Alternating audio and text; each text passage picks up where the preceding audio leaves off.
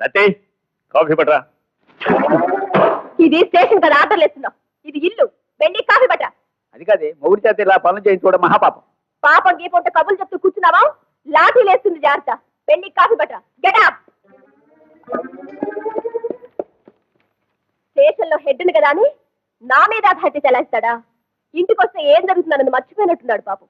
గద గదలాడించేస్తాను ఏమనుకుంటున్నాడు. ఇదిగో కాఫీ.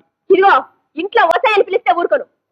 మర్యాదగా రతి అని పిలవాలి, లేకపోతే తిట్టి తీసేస్తాను. పొరపాటు క్షమించు. ఎంత ఆలస్యమైంది? అదే డ్రెస్ మార్చుకుని. నువ్వు డ్రెస్ మార్చుకుంటే ఎంత, మార్చుకోకపోతే ఎంత? కాళ్ళు నొప్పులుగా ఉన్నాయి, పట్టు. హెడ్ని కాళ్ళు పట్టుకోవాలా? ఇంకేదన్నా పట్టుకోమంటే పట్టు. Shut up. నువ్వు స్టేషన్ లోనే హెడ్వి, ఇంట్లో నేనే హెడ్ని. ముందు కాళ్ళు పట్టు, లేకపోతే రాత్రికి నో ఫుడ్. అమ్మో అంత మాట అనుకో, కాళ్ళే పట్టుకుంటా. అయితే ఇలా నీ కాళ్ళు పట్టుకుంటుంటే ఏవేవో ఆలోచనలు వస్తున్నాయి. బాధ దాటుతున్నావు. లేస్తుంది లాఠీ దూరం ఎదిగి. దించో. సరే ఇంట్లో నీ పెత్తనం కదా అని అథారిటీ ఎలా ఇస్తున్నావు? రేపు స్టేషన్ కి రా, హెడ్ గా నీ చేత ఏం పట్టించుకుంటానో తెలుసు. కాళ్ళు పట్టు. కర్మ. టెంపరేచర్ నార్మల్, పల్స్ నార్మల్, ఈ కేసే abnormal. Mister Vijay, you are all right. నేను ఈరోజు డిశ్చార్జ్ చేస్తున్నాను. Thank you doctor. Sister, you can go. Mister Vijay, మీ పర్సనల్ విషయాల్లో జోక్యం కలగజేసుకుంటున్నాను అనుకోకపోతే మిమ్మల్ని ఒక ప్రశ్న అడగాలనుకుంటున్నాను. భలేవరే డాక్టర్ గారు, ఒక్క ప్రశ్న ఏంటి, 100 ప్రశ్నలు అడగండి, నేనేమనుకోను. రోజు మీకు భోజనం తీసుకొచ్చే అమ్మాయి మీద మీ అభిప్రాయం ఏమిటి? మంచి అమ్మాయి, మంచి స్నేహితురాలని. ఆమెకి మీ మీద ఎలాంటి అభిప్రాయం ఉందనుకుంటున్నారు? ఓ మంచి అబ్బాయి, చక్కటి స్నేహితుడని.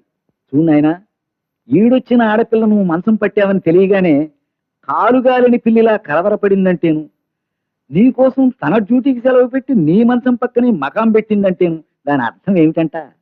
ఏముంది సార్, ఆవిడ మదర్ థెరిస్సా లాగా అతి జాలి కరుణగల మనసు అనుకుంటాను. అమాయక చక్రవర్తి, ఆ అమ్మాయి నిన్ను ప్రేమిస్తోందయ్యా. నిజంగా? నేను చచ్చిన తొట్టు. Just a minute. చూడాయనా, అమ్మాయి వచ్చేసింది. నేను చెప్పాల్సింది ఏదో చెప్పాను, తర్వాత నీ ఇష్టం. మాట్లాడాను తల్లి, పునాదులు గట్టిగా వేసింది. ఆ పైన బిల్డింగ్ ఎట్ట కట్టుకుంటావో నీ ఇష్టం. Best of luck. వస్తా.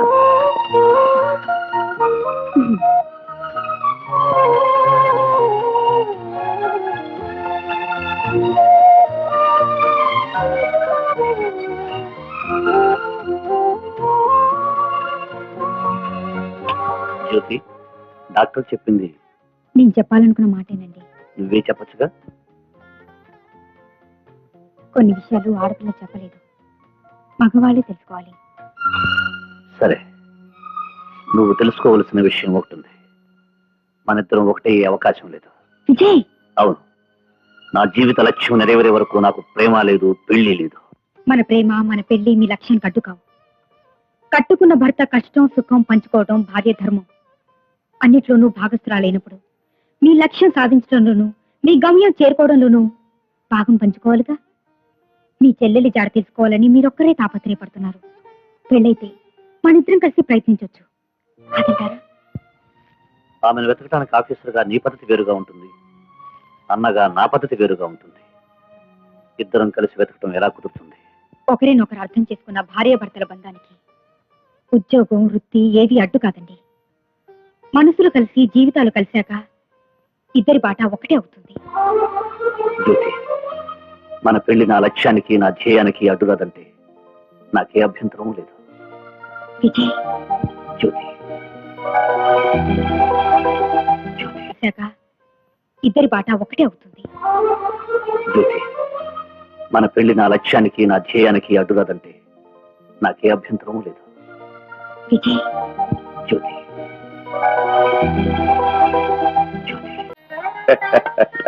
Good, very good.